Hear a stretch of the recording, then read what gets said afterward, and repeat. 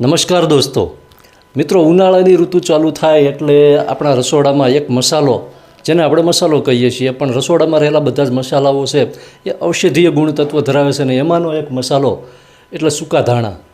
લીલા ધાણા તો આપણે શાક દાળમાં ઉપયોગ કરતા હોય, આપણને ખ્યાલ હોય, પણ સૂકા ધાણા કે જેની અંદર હજારો રૂપિયાની દવા કરતાં પણ એવા ઔષધીય ગુણો રહેલા છે કે જે શરીરમાં થતી ઘણી બધી બીમારીઓને માત્ર સૂકા ધાણા છે એ મટાડી શકે છે.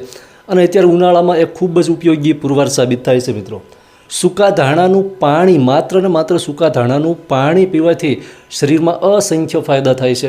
કઈ રીતે પાણી બનાવવાનું એ તમને જણાવું છું.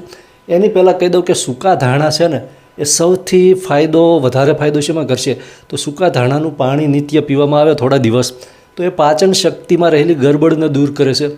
જેના કારણે જે લોકોને બ્લોટિંગ, પેટમાં ગેસ, એસિડિટી અથવા પાચનને લગતી કોઈને કોઈ સમસ્યા અવારનવાર થતી હોય, અથવા ગરમીની ઋતુમાં ઘણા લોકોને બપોરનું ભોજન લીધા પછી પેટમાં ગેસ જેવું રહેતું હોય, પેટ ફૂલી જતું હોય એવું લાગે, પેટ ભારે ભારે થઈ જતું હોય, તો આવી બધી સમસ્યામાં આ સૂકા ધાણાનું પાણી ખૂબ જ ફાયદો કરે છે.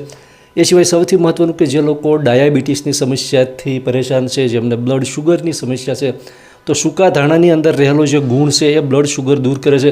સૂકા ધાણાની અંદર આમ તો ઘણા બધા પોષક તત્વો છે, પોટેશિયમ છે, વિટામિન A, C, K છે, કેલ્શિયમ છે. સૌથી મહત્ત્વનું કે એમાં રહેલું જે વિટામિન C છે એ રોગ પ્રતિકારક શક્તિને પણ વધારે છે. ઘણી વખત એવું થાય કે રોગ પ્રતિકારક શક્તિ વિકૃત થવાને લીધે પણ ઘણી વખત નાની નાની બીમારીઓ થતી હોય છે, તો એવા સમયે સૂકા ધાણાનું પાણી ખૂબ જ વધારે ફાયદો કરે છે.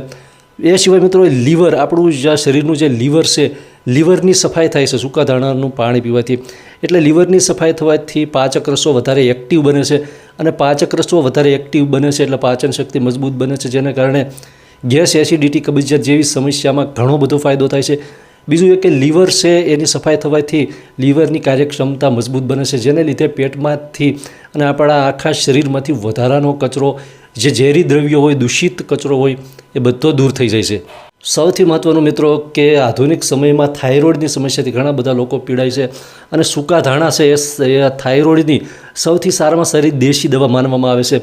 થાઇરોઇડની સમસ્યામાં સૂકા ધાણાના ઘણા બધા પ્રયોગો છે જે ખૂબ જ સારું પરિણામ આપે છે.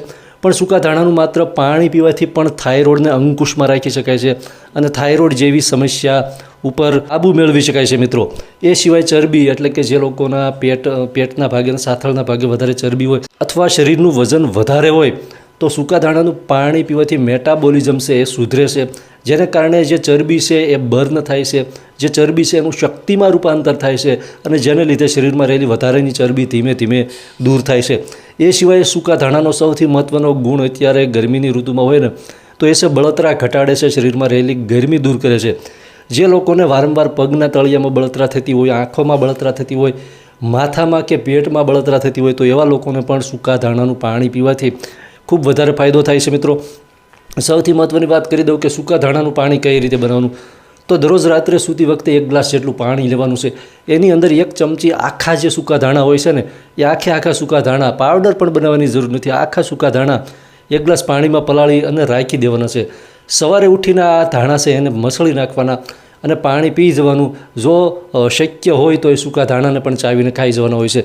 હવે પેશાબમાં બળતરા હોય, પગના તળિયામાં બળતરા હોય કે અન્ય કોઈ જે બળતરાને લગતી સમસ્યા હોય, ગરમીને લગતી સમસ્યા હોય, તો સૂકા ધાણાનો જે પ્રયોગ છે, સૂકા ધાણાને રાત્રે પલાળીને સવારે એ જે પલાળેલા સૂકા ધાણા હોય એની અંદર થોડો ગોળ નાખી અને એનું શરબત જેવું બનાવીને, અથવા ગોળની જગ્યાએ સાકર નાખી અને એનું શરબત જેવું બનાવી અને પીવાથી જે પેશાબમાં બળતરા હોય, પગના તળિયામાં બળતરા હોય, આંખોમાં બળતરા હોય, તો એની અંદર જબરજસ્ત ફાયદો થાય છે. મિત્રો, હવે સૌથી મહત્ત્વનું કે સાવચેતી પણ રાખવી જોઈએ, કેમ કે દરેક વસ્તુ છે એ ક્યાંક ને ક્યાંક વધારે પડતી લેવાથી નુકસાન થઈ શકે, અથવા કોઈ શરીરમાં અન્ય બીમારી હોય તો પણ એ નુકસાન કરી શકે. એટલે સૂકા ધાણાનો આ જે પાણી બનાવવાનો પ્રયોગ છે, અને પાણી છે પીવાનું છે એક સાથે મિત્રો 10 થી 15 દિવસ એ પાણી પીવાનું છે, અથવા અઠવાડિયામાં 2 થી 3 વખત ખાલી પીવાનું છે.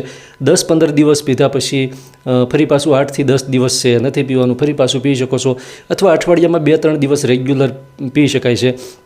પણ એની સાવચેતી એ છે કે જે લોકો ડાયાબિટીસની દવા લેતા હોય તો એ લોકોએ ડૉક્ટરની સલાહ લઈને સૂકા ધાણા છે એનું પાણીનું સેવન કરવું, કેમ કે સૂકા ધાણા છે એ બ્લડ શુગરને ડાઉન કરે છે અને વધારે પડતી હેવી દવા લીધી હોય ડાયાબિટીસની તો એ બ્લડ શુગર છે વધારે પડતું નીચું જતું રહેશે તો સમસ્યા પણ થઈ શકે. એટલે ડૉક્ટરની સલાહ લેવી. એ સિવાય પ્રેગ્નન્ટ બહેનો હોય અથવા અન્ય કોઈ બીમારી હોય શરીરમાં, કોઈ બીમારીની ટ્રીટમેન્ટ કે દવાઓ ચાલુ હોય તો ડૉક્ટરની સલાહ લઈને પછી સેવન કરવું. બાકી નોર્મલ વ્યક્તિ હોય અને ઉનાળાની ગરમીમાં કોઈ નાની મોટી સમસ્યા થતી હોય તો સૂકા ધાણાનું પાણી છે અઠવાડિયામાં 2 થી 3 વખત સવારે અવશ્ય પીવું જોઈએ, જેનાથી ઘણો બધો ફાયદો થાય છે.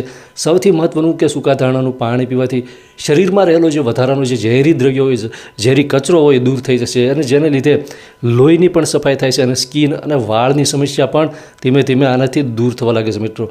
એટલે સૂકા ધાણાનું પાણી છે એ ઔષધીય અને રામબાણ દેશી દવા સાબિત થાય છે મિત્રો. ખૂબ ખૂબ આભાર. જય માતાજી.